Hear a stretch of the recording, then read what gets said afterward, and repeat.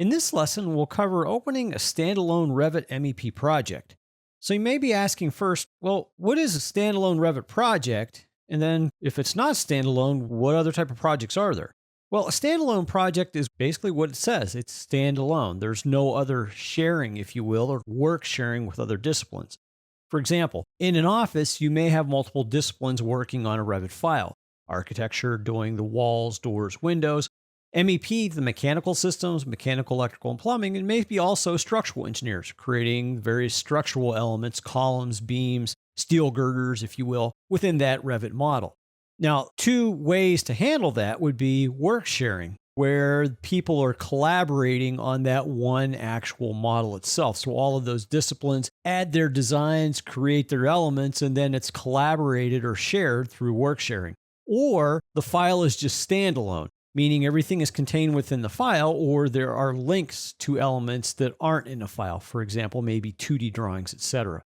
In this example here for this lesson, we're going to open a standalone file.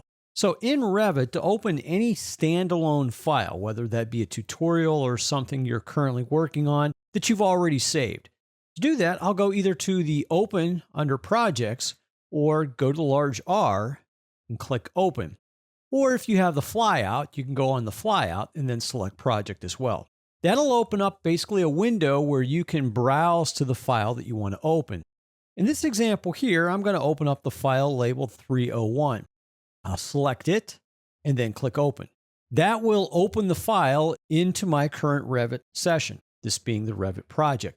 Now, if it were a previous version file that I'm opening, you would have a little message window pop up saying it's being converted to the latest version, and then it would open.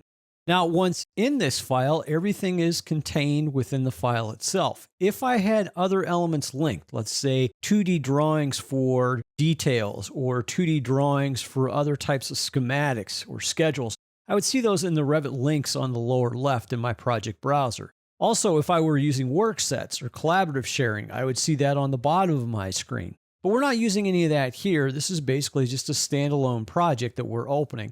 So it's pretty basic, pretty straightforward for opening the element up.